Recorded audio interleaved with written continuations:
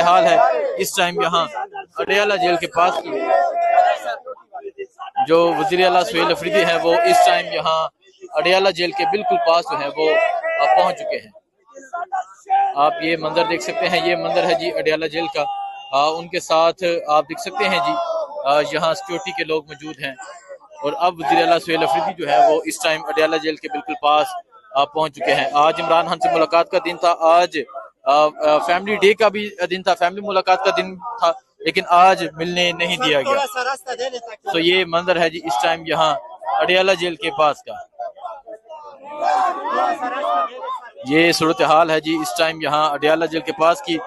وزیر اعلیٰ سہیل افریدی صاحب پہنچ چکے ہیں، لیکن انہیں آج ملنے نہیں دیا گیا۔ پنجوتا صاحب پیچھے پنجاب پولیس کی نفری ہے اور ادھر ایک وزیر اعلیٰ ہے، راستہ مکمل طور پہ بند کیا گیا ہے کیا؟ پہلی تو آپ کو بہت خراج تحسین کہ آپ جس طرح آواز بلند کر رہے ہیں، چاہے خیبر ہو، چاہے کرک ہو، چاہے سرسد ہو، چاہے اڈیالہ ہو، چاہے جس جگہ پر ہو، کیونکہ حق کی یہ تحریک ہے۔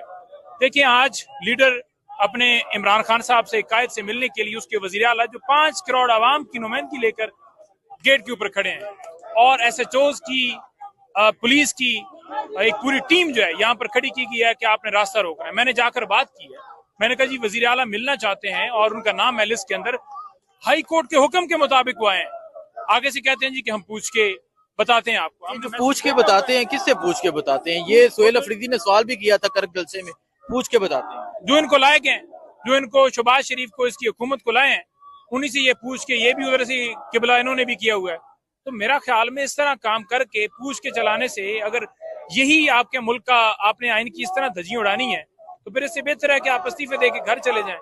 یعنی آپ کتنی ثوابدید نہیں ہے کہ آپ اجازت دے سکیں، آپ الاؤ کر سکیں ایک وزیر اعلیٰ کو اس کے لیڈر سے۔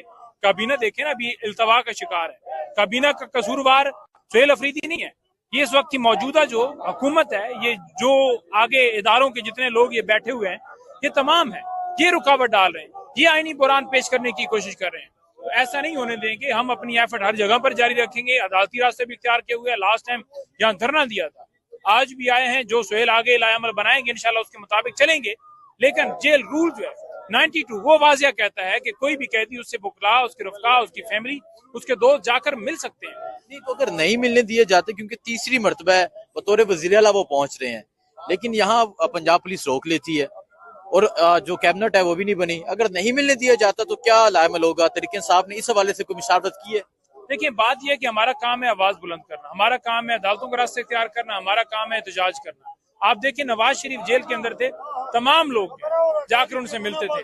اب اگر مریم جو چھانگا گلی اور جاتی ہے کے پی کے حدود کے اندر، اگر اس کا داخلہ بند کر دیا جائے نا تو ان کی جو ہے نا وہ آپ آوازیں دیکھیں، یہ چیخیں ماریں گے۔ اس وقت صورتحال یہ ہے کہ آٹا بھی بند کیے ہوئے اور گندم بھی خیبر پختونخوا کے اندر بند کی ہوئی ہے، اور ایک وزیر اعلیٰ اس کی ملاقات آپ بند کر کے بیٹھے ہوئے ہیں، جو کہ آئینی طور پر نہ آٹا نہ آپ گندم بند کر سکتے ہیں۔